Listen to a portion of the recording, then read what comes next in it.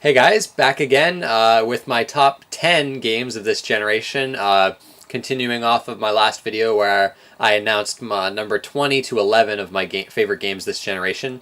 Anyways, I don't want to waste any time. We'll get right into the top 10 with number 10, and that is Bioshock.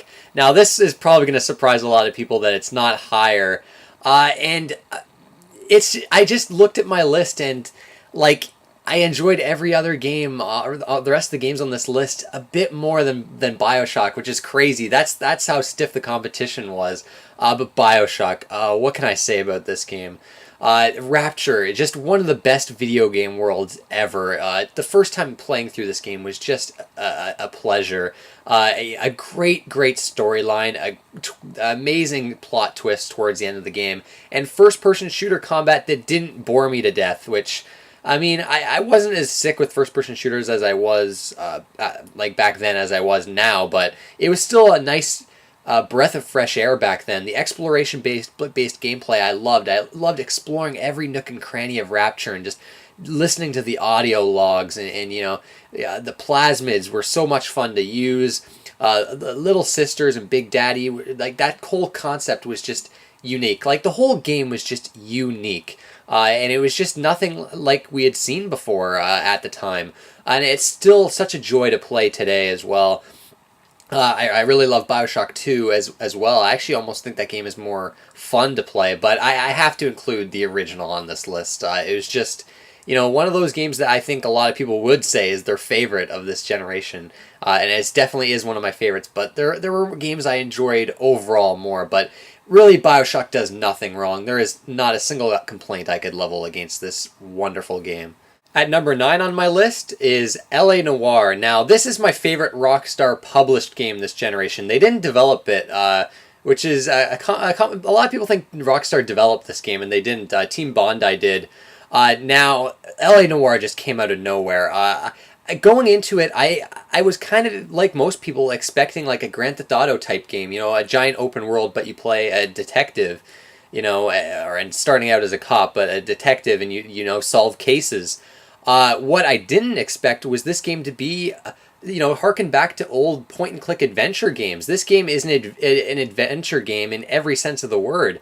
You know, it's got that typical those like Grand Theft Auto type moments where, you know, there's some driving, there's some shooting sections, and they're fine. But you can actually skip them if you don't like them and get into the meat of the game, the best part of the game, my favorite part of the game, which are the investigations.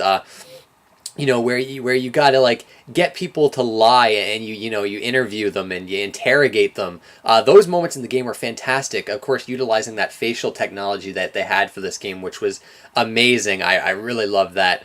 This game really felt like you really felt like a detective here, and of course, it's got that LA, or that noir style. It reminded me of like, you know, film noir, which I love, and of course, one of my favorite movies of all time, LA Confidential. This game takes a lot from that movie, but the style of this game was awesome. I loved the music. The music was just, it was fantastic. They really got the setting down. You know, that, you know, the old school LA setting was just absolutely perfect. Just every little detail in this game was perfect, and I liked how it didn't treat you like an idiot too. You actually had to put some thought into this game to figure out the cases and get, you know, high scores and whatnot. And the story I thought was fantastic. It maybe ran a little bit long in the tooth at times, but it had plenty of surprises, and I loved the main character. I loved all the characters. There's one character in particular that's like this really slimy guy. I really loved him. I don't want to spoil any of the characters, but LA Noire is just one of those games that really, it was such a positive experience for me, and I really would like another game like this. And it's a shame a lot of people kind of wrote it off or didn't really give it a chance just because they thought it was another Grand Theft Auto type game. And yeah, it does have that open world, but it's a whole other different beast. I know it gets like a negative reception. I guess it is kind of like a love it or hate it kind of game. I loved it, and it stands as one of my favorite games this generation. Coming in at number 8 is Fallout New Vegas. Now, it took me a while to figure out which one I wanted to put on this list, Fallout 3 or Fallout New Vegas. A lot of deliberations in my head, and I thought, you know what, I have to give it to New Vegas. Yes, New Vegas was littered with bugs and glitches on release, Personally, I didn't run into any. Maybe that's why I came away more positive than a lot of people. But when I look at the storyline, the characters, the setting, and the overall atmosphere, even the writing, I'd say, I do prefer Fallout New Vegas. I just, for those reasons, I just thought the story was more interesting here. The characters that you talked to were far more interesting, and of course the New Vegas setting was just awesome, great to explore. It's of course generally the same as Fallout 3, which was an amazing game in its own right. Just so many different neat systems, awesome combat, so many cool choices and different ways to play the game. And very dark too, dark and gritty. Fallout 3 and New Vegas were both fantastic games, but New Vegas I think takes the number 8 spot for me, and I can't wait to see what they're going to come up with for Fallout 4. At number 7, we have Dead Rising. Now this might come as a shock to some people, but this was the first game I played where I really felt, hey, we're in the next generation now. The amount of zombies on screen was, I think, the first big thing I noticed, and just the visuals overall. They're a bit outdated now, but with Dead Rising, the most important thing to me, though, was the gameplay and how unique it was. Capcom could have just made an ordinary zombie game where you just go throughout this mall killing zombies, but they actually delivered a really charming storyline that was actually quite interesting, and this time limit concept, where it sounds terrible, it sounds awful, yet when you get into it and realize how it affects gameplay and how unique it makes the formula, it's a really fun game, and it makes, like, the escorting is a bit wonky, the AI is not that great. Really, the gameplay was much improved in the sequel, which I also love. But I do love the Japanese quirkiness of the first one, and Frank West is actually one of my favorite characters this generation. It's one of those games where every time you play it, you get a new experience. I loved uncovering the storyline.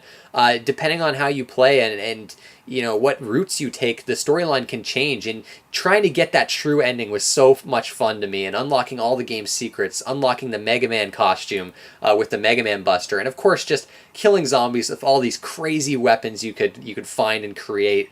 It was just a blast to play, and I was not expecting to enjoy the main storyline there, and that time limit concept. It's such a unique game, and it totally surprised me. I sunk so many hours into this game when I first played it. It was, and I think it was such a positive experience to me, and I couldn't help but include it high on the list just because it's one of those games that just immediately screamed next gen to me, and I still go back to it and still have a ton of fun with it. Dead Rising, I just really adore that game. At number 6 is Super Meat Boy. Now this is by far my favorite platformer this generation. It's one of those games that just, again, came out of nowhere for me. It was such a surprise. I had played the original Meat Boy on PC, and I really didn't care for it. I thought the controls were bad, and it just wasn't a fun game to play. So when I first played this, I was so impressed with how it controlled. Some of the tightest controls in this game. You really feel like you're in control, and when you die, that it's your fault. The level designs were amazing. So many fun levels, and the bosses were great too. And the most important thing I felt was that they were super short. They take no longer than 30 seconds to go through. It's a great game to just pick up and play it, or play a few levels, and you can get addicted to this game. I was addicted to it for like a month straight, and some of those hidden levels were just so much fun to play. It's got great charm to it. I love the main character. Super Meat Boy is awesome. I love the hidden characters. It's a really funny game too. I love the cutscenes. It's the level designs, like I said too. It's one of those games that's known for its really tough difficulty, and yeah, it's a challenging game.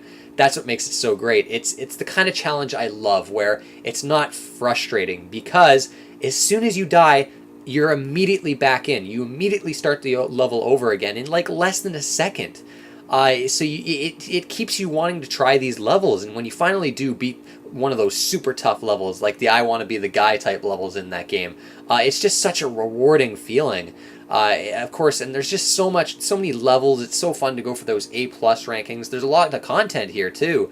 It's just, again, one of those things, like, I was surprised just how amazing it was, and it's this small indie title, yet it stands as one of my favorite memories of this generation, and it's one of my favorite games for sure. Well, it looks like finally we've hit the top 5, and at number 5 is Rock Band 2. Now, this might surprise a lot of people too. The music genre, the music game genre is kind of, it's stagnant now. It's pretty much dead, and I think, all the different Guitar Hero entries kind of had to deal with that. It was just, there's too many games, and now, and there's a lot of fatigue, and now, like, no one seems to play these types of games. But Rock Band 2 I still go back to and I still enjoy. Not so much multiplayer because no one wants to play this game, but I still really enjoy, playing expert mode on the guitar or the drums. And out of every game this generation, Rock Band 2 is the game I put the most amount of hours into. I was hooked on this game for months. Honestly, I'd say even a couple of years.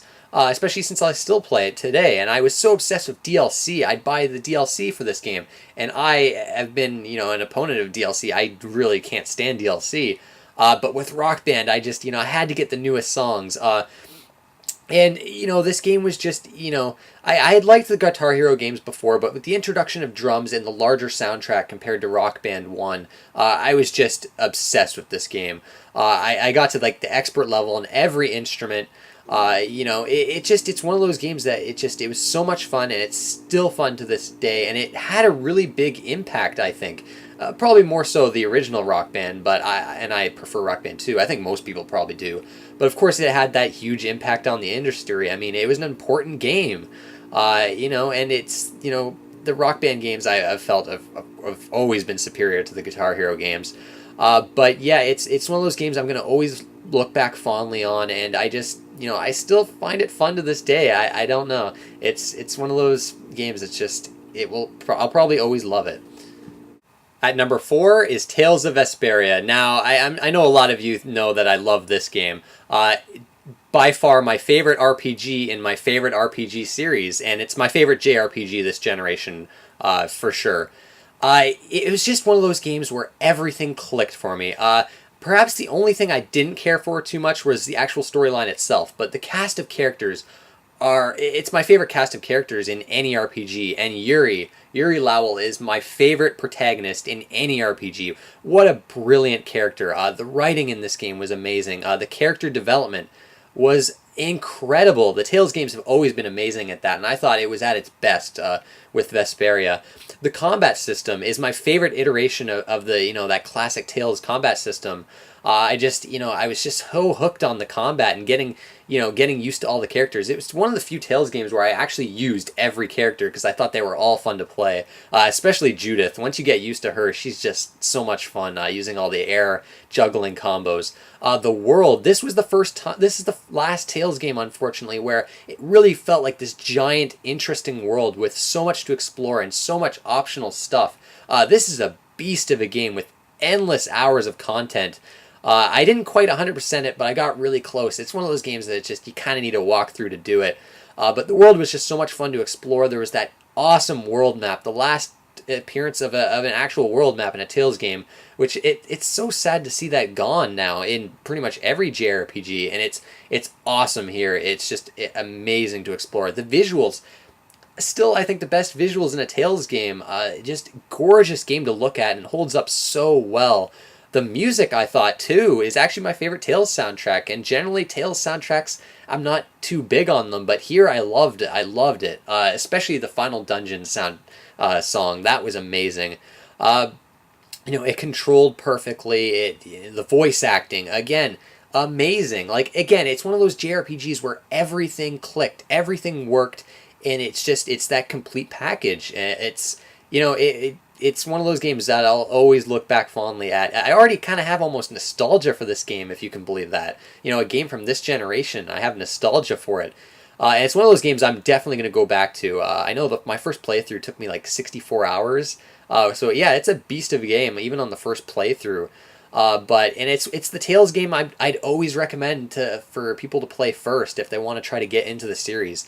It is a shame how it's only on the 360. I really wish it would have come out on the PS3. If we got that that PS3 kind of, not really a remake, but they added some extra stuff for that version. But yeah, Tales of Vesperia, it also kind of got me more into JRPGs. At the time I played it, I wasn't playing too many of them, and immediately after beating Tales of Vesperia, I was like, shit, I gotta play more JRPGs. This game just blew me away. But I could go on for hours on how much I love this game, but I'll stop here. But if you can, it's only actually number 4 on my list. There's still 3 games I enjoyed more than this, if you can believe that. But yeah, Tales of Vesperia is just fantastic. Love it so much. At number 3, the original Mass Effect. Now, I considered putting the whole trilogy in here because as a whole, I think the trilogy is fantastic. But I decided, you know what, no, I got to stick with that one game per series. And when I think of my favorite, I know a lot of people disagree. I go back to the original all the time. As a point of reference, the original Mass Effect, I beat it 5 times. Mass Effect 2, twice. And the second playthrough, I just didn't enjoy it as much. And the third game, I only went through once. I think that's a testament to how much I love the first one, especially since it came out and it just blew me the fuck away. Now, I had played Knights of the Old Republic beforehand, and that's what got me excited for Mass Effect. Like, you know, a space saga, epic space saga from BioWare, which was hopefully going to be as well written as those games, but original, not just, Star Wars, which I love Star Wars and all, but to know that this was like this original concept from them just really piqued my interest, and I was not disappointed. The writing in this game, the lore, the universe they've created here, just in the first game alone, is stunning, and just the races you encounter, and just the backstories to all these races. It's one of the few games this generation I played through and read like every single thing you could possibly read, and to get a feel for this universe. And it was all fascinating and so well written that I was just hooked on it. But more importantly, compared to the second game, this was an RPG. Yes, there was shooting in it. Yes, it was clunky, especially compared to the second game. But they didn't forget their RPG roots, BioWare. And the RPG elements here were fantastic. I loved getting all your different weapons, and they each felt different from one another. I loved all the different armor you can equip. It just felt like your character was your own character, different compared to everybody else's. And I love how you could kind of shape Shepard as your own. And of course, the cast of characters are all brilliant in this game. Garrus, how can anyone not like Garrus? My favorite Mass Effect character. Awesome, awesome. But another thing, this game felt like its own kind of contained storyline. Whereas number 2 just focused, I think, too much on side characters and their side missions, which I love that too. I kind of prefer the more focused approach of Mass Effect. And I thought even as its standalone game, it's actually pretty successful, and the ending was not disappointing in the slightest. The main villain in Mass Effect is amazing. A very strong villain. One of my favorite antagonists in any game. And it's one of those games, I was hooked from start to finish. I was so addicted to this game. And the exploration, I thought, was a lot more meaningful. There was a lot more of it. The Mako sections, which a lot of people hated, I loved them. What can I say? Yeah, it controlled a bit weird, but it was so fun exploring these planets on your Mako. Maybe it felt like it didn't add too much, but I thought it did a good job making this world seem big and open and endless, whereas Mass Effect 2 and 3, it just felt like the world was suddenly tiny in comparison. And the minigames in those just didn't hook me. Again, everything Mass Effect 1 did, I loved. And all the clunkiness, it didn't matter. And it still doesn't matter, especially since I've played Mass Effect 1 after I played number 2 and 3. Well, I played it first, but, after people started saying, oh, Mass Effect 1 is kind of clunky now. I don't know, I disagree. I went and played it after 2 and 3, and I still love it. I still... playing it, I realized, wow, I really do like this more than the second and third games. So a lot of that does have to do with the fact that it feels like an RPG, unlike the second one, which just felt like a shooter with very, very minor RPG elements. But yeah, I could go on longer about Mass Effect and the trilogy as a whole, and as the trilogy as a whole is amazing. Yeah, the third one stumbles a bit, and yeah, the ending debacle, yeah, that sucked, sure. But I'm going to put my memories just purely on that first game, and I love it. The environments, I forgot to mention, the environments you go to all felt varied and different. It kind of still felt like Knights of the Old Republic, I thought, whereas the other games just didn't. And Mass Effect 1 just still had that classic BioWare feel, which I think has kind of been lost over the years, unfortunately. Anyways, I should stop now, but again, Mass Effect, I just love that game so much. Definitely deserving of the third spot on my list. And number 2, 999 on the DS, a handheld game at number 2. What can I say about this game? A lot of you, I think, know that how much I love this game, but this is the biggest surprise this generation. I went into this game not expecting anything. I had never played a visual novel game before this. I had heard this game was good and intriguing. That's all I went on. I saw it at an EB Games for like $20. I was like, oh, let's give this a shot. This game just one of the most mind-blowing games I've played. I was almost immediately hooked into this game. Like, the writing in this game I thought was really strong and really interesting. It always kind of gets you interested in what's going on and what's going to happen next. The cast of characters is excellent. I don't want to go over this game's storyline or anything like that because it's one of those things I would want people to go into not knowing what they're going to expect, like I did. And it's, one of the things I love about this game is how dark and not really gritty, but it's a very adult game. A lot of a lot of twisted stuff in this, but it's also, like I said before, it's just mind blowing when you get to these revelations and plot twists, and the ending is just, oh my god. But more importantly, as someone that doesn't like puzzles in games or puzzle games in general, I was surprised how much I enjoyed these puzzles in this game. They're more logic-based, and I think that might have been why I enjoyed it so much, but the puzzles were just really fun to figure out, and they weren't too annoying other than maybe a few. I think Virtue's Last Reward, the sequel, kind of fixes up some gameplay clunkiness. I like how you can jump between periods and that. You don't have to replay huge sections of the game to get a different ending, but the storyline I much preferred in this game, and it's my favorite storyline this generation by far. No other story this generation got me so invested like this one did. I just couldn't put the DS down, and it's one of those games that its mysteries just get their hooks into you, and you can't stop thinking about this game. I dreamt about this game for days after I'd played it. It doesn't take that long to get all the endings, but I was just so obsessed. I just had to get all those endings. Once you even get just one ending, you'll want to go for them all. It's probably not the best playing the game this generation, but it's got my favorite storyline, and no other game blew my mind or surprised me as much as 999 did. I love the sequel too. Virtue's Last Reward is excellent, and one of the best things about this game, it got me into a totally new genre. A genre I thought I would hate, and I always looked at as, that doesn't look like it's for me. And 999 gets me into this genre. I the Phoenix Wright games, I never thought those would be for me, and because of 999, I've decided to check them out, and so far I'm loving it, the first Phoenix Wright game.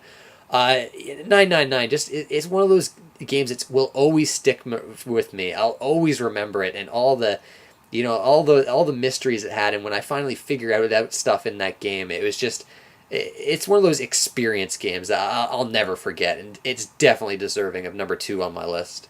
And finally, number 1, probably not a surprise to a lot of you, Dark Souls. Now, I had mentioned surprise before, being caught off guard by games. And no other game this generation, maybe no other game I've ever played, has surprised me the way Dark Souls did.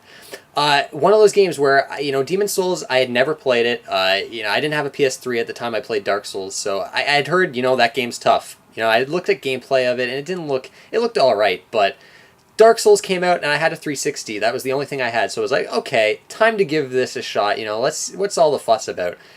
And at first, I didn't like it. I didn't like Dark Souls at first. I thought it was incredibly difficult, and I just couldn't get the hang of things. And I honestly got to a point where I just shut off the game. I was like, I don't know if this is for me.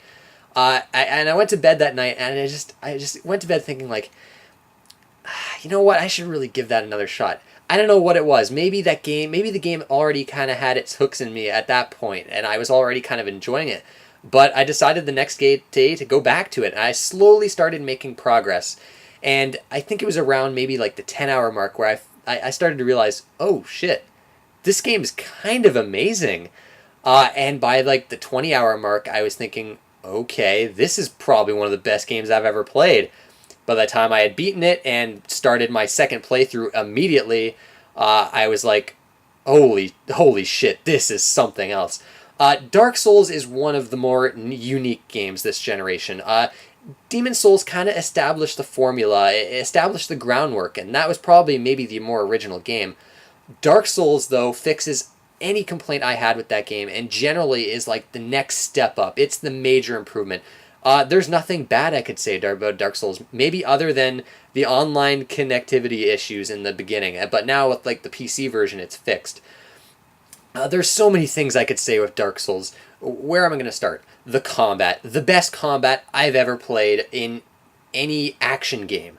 There's so much depth to this combat. It changes so much depending on what you're wearing, what weapon you're using, what enemy you're fighting. Tactics are always changing. You never go into a fight the same way. And the enemy AI is incredible. It can be very aggressive, but you got to be on your toes for every combat encounter in this game. And the combat is just so rewarding, but at the same time so fun and challenging without being frustrating. The world that they've come up with in Dark Souls is it's crazy. It's so seamless, yet how it all is put together with the many shortcuts. How it's got like how it's all designed, and this game doesn't give you a map or anything. You got to figure out this environment for yourself. And when you finally start unlocking these shortcuts and seeing how different areas of this world, Lordran, kind of connect with each other, your mind is just blown. How a game universe can be so meticulously crafted. It's like they didn't miss any details with this game's world. And Anne Orlando. The first time I reached Anne Orlando, from aesthetic standpoint, this game aesthetically is incredible. It's breathtaking, a lot of the environments in this game. When I got to Anne Orlando, my jaw dropped. I was just exploring that environment. I was just like, this is one of the most unique and inspired environments I've ever seen in a game.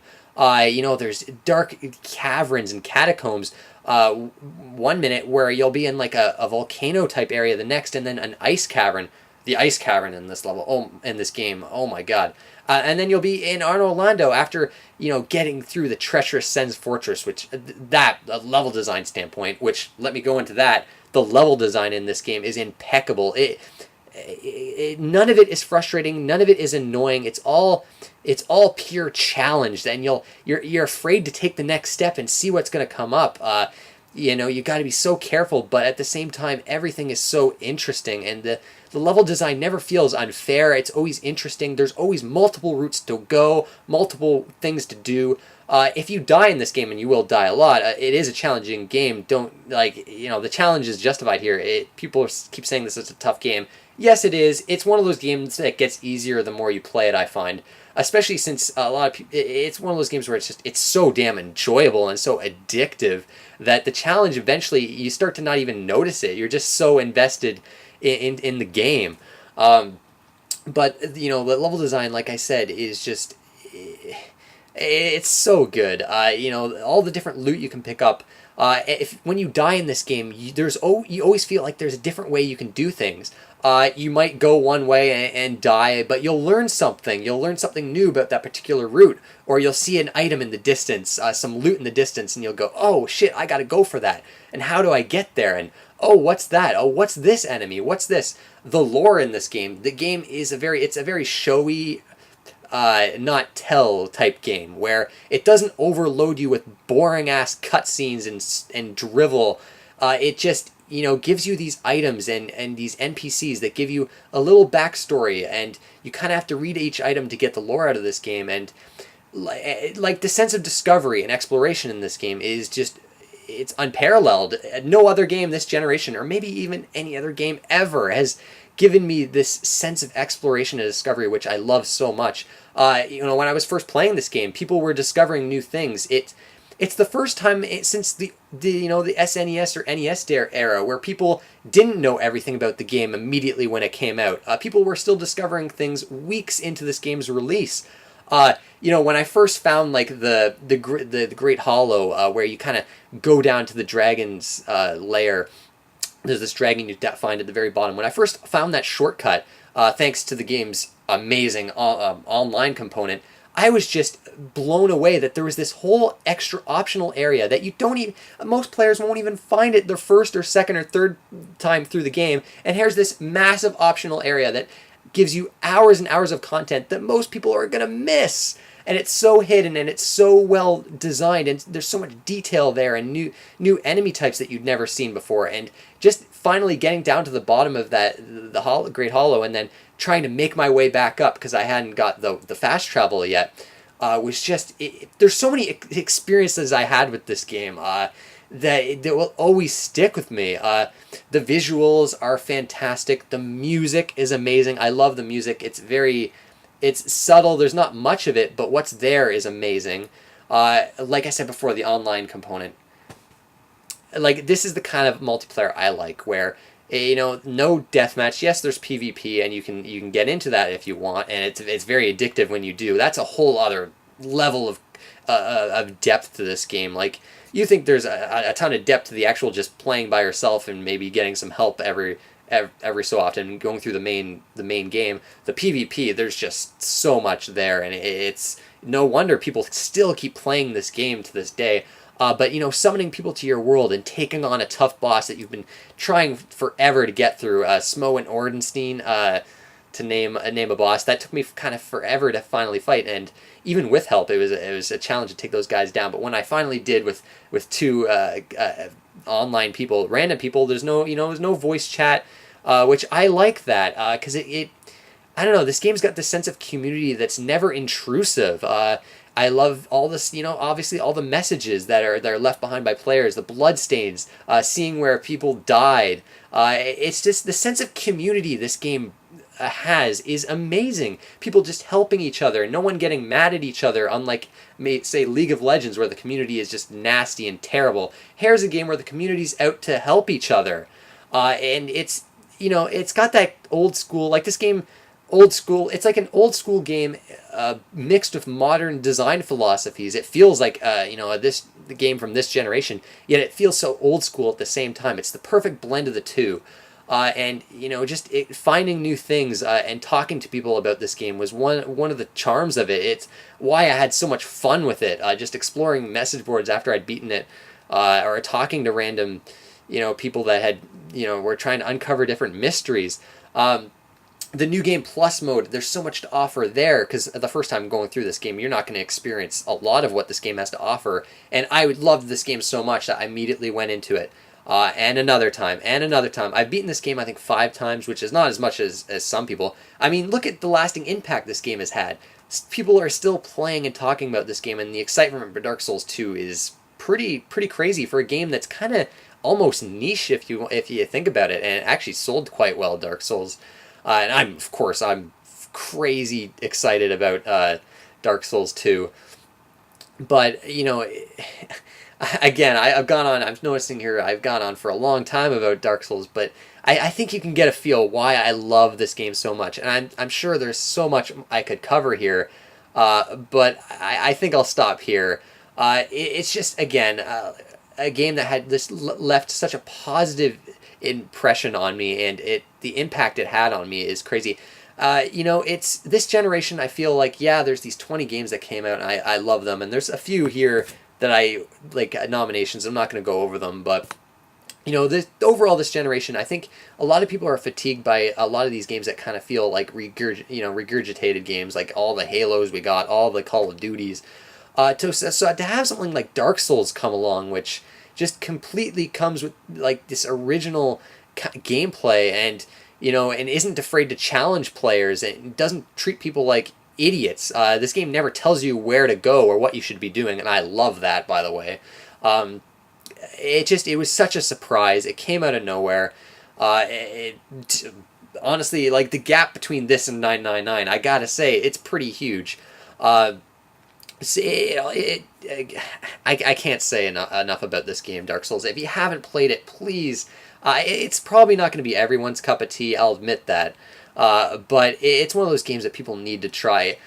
Someone might want to go with Demon Souls first. I'd honestly say jump straight into Dark Souls. They're not connected in any way. Dark Souls is just kind of like the spiritual successor. Jump immediately into Dark Souls, then try Demon Souls after if you enjoy Dark Souls. But, my favorite game of this generation, one of my favorite games of all time. But that will do it for this video. It's gone on long enough. I want to thank you guys for watching, and I'll see you next time.